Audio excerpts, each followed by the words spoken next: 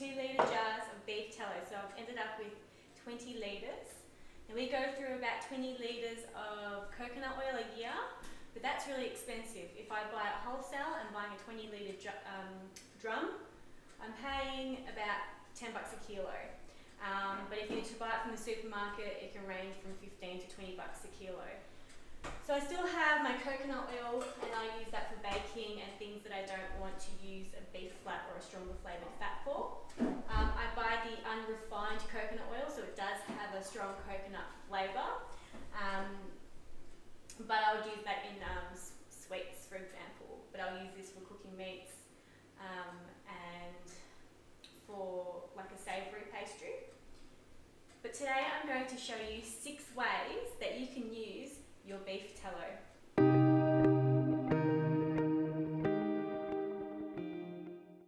So the first way I'm going to use the beef tallow is to make a soap with it. This is 100% beef tallow soap, and you will need 132 grams of caustic soda and 300 grams of water to 1 kilo of beef tallow. Now, it's very important that when you mix your lye and your waters together that you add your lye to your water, not water to the lye. Water to the lye could possibly cause an explosion or it to splash up and boil on you, and it is acidic and it will burn. I have got this stuff on me before and it does burn. I was lucky enough to wash it off before I got severe burns, but it's important to wear, if you're not, especially if you're not used to working with it, to wear safety glasses and gloves and be in a well ventilated room. I'm going to pop outside to do this so the fumes can be outside, and then I'll bring it inside to cool down a little bit.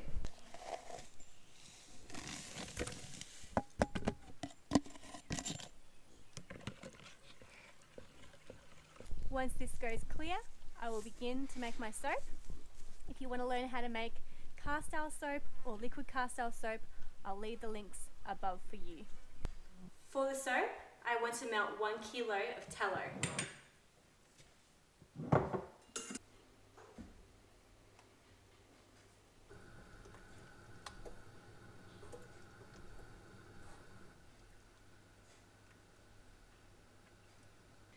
So in your Thermomix or blender, or if you don't have one of these, in a bucket with a stick mixer, add your melted oils.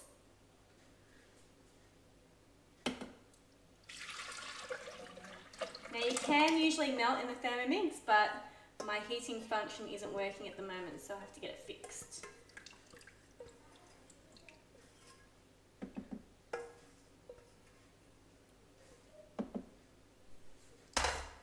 And then add your water and your lye mixture.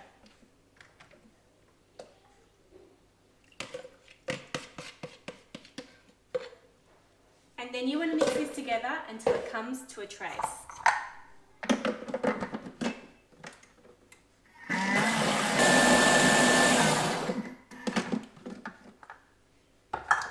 So it only took 2 minutes to come to trace. I didn't even get a chance to finish unloading my dishwasher.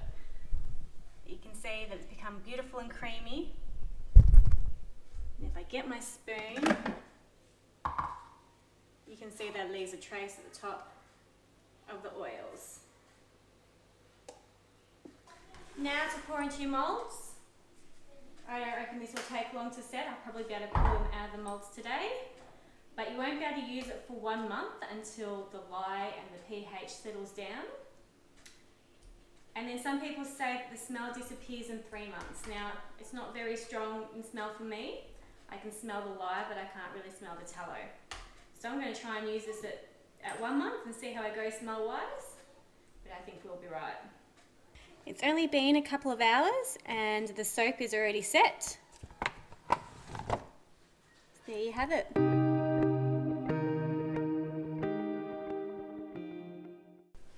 The next way to use tallow is to make skincare with it.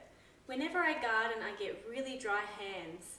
So something that's really rich in fats is going to be beneficial to my dry skin.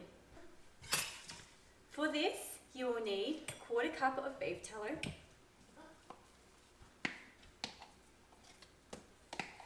put that in a blender or a food processor.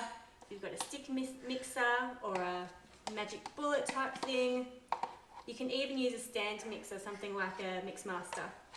To that, add 1 tablespoon of olive oil.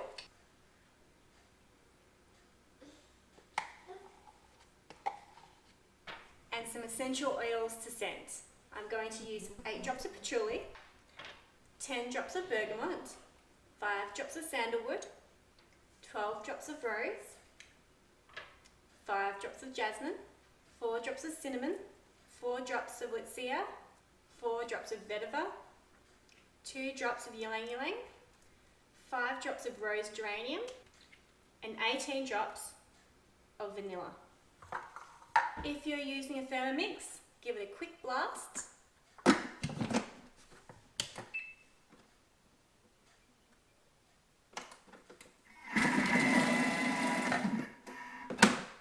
And then add your whisk attachment. For everything else, just blend until beautiful and creamy.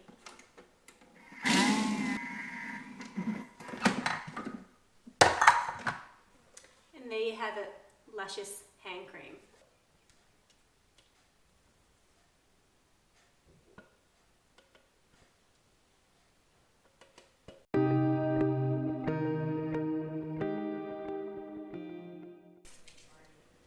So I've just sat the kids down to a movie because I wanted to make some candles, and Paul's out working in the paddocks.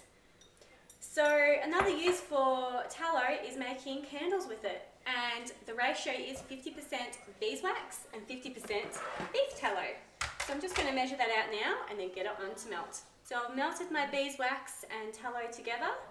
I'm going to pour some of it into my jar so I can start dipping my tapered candles. And then I'll finish this off with the wick at the end. So I had to let it solidify a little bit. As you can see on the outside it's solid, but in the middle it's still liquid, because it was melting all the wax that I was putting on the wick, it was melting it off. So now I can dip, and I'm going to alternate between the two.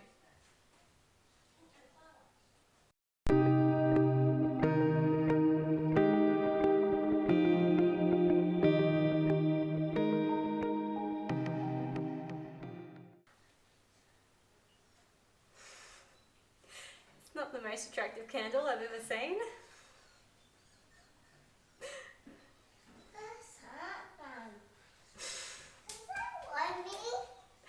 It looks like a light turd stick. Now this next one in the jar, I'm going to add some lemon scented gum essential oils. Now you're not supposed to burn essential oils like this. It changes the molecular structure of them, and they lose all their benefits, and sometimes you can end up with achieving the opposite of what you wanted to achieve. So instead of being beneficial, they're actually harmful. But I wanted this to smell like something other than dirty beef, so I'm going to put some essential oils in.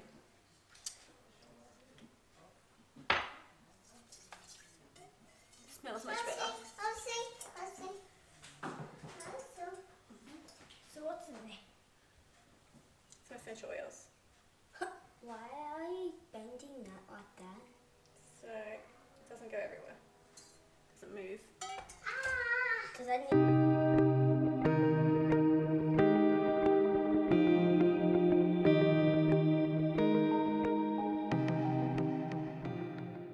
You can also use tallow to condition your leather.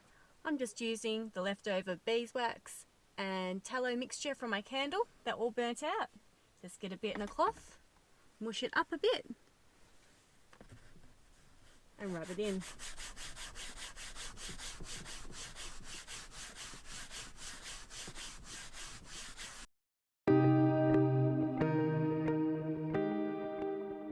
There's a reason why I rendered down the tallow to begin with, and that is to cook with. Animal fat scares a lot of people, but it doesn't scare me. This is how people have cooked for generations and generations.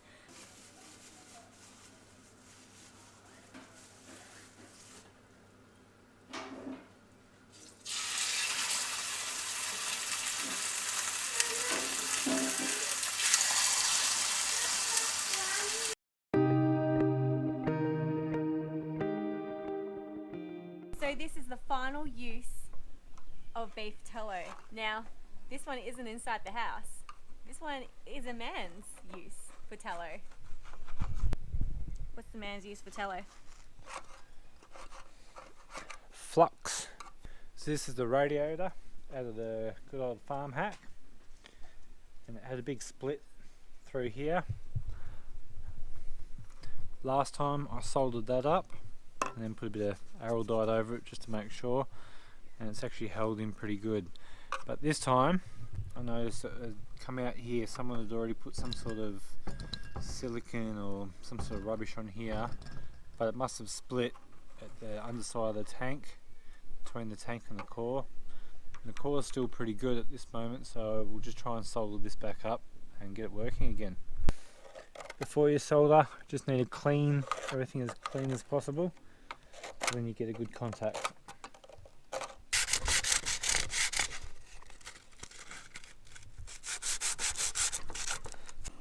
Switch down.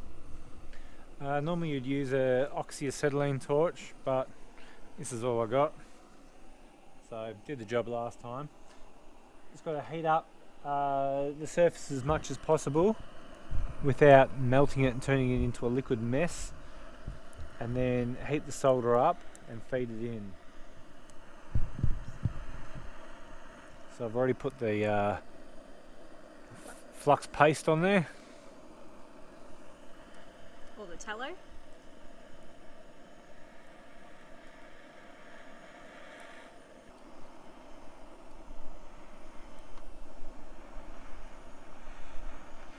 So that's the finished product. See, the solder actually looks like it's drying quite well to the brass. A little bit messy up this end, but I didn't want to get too hot to melt the overflow tap, or the drain plug. So yeah, fingers crossed it works.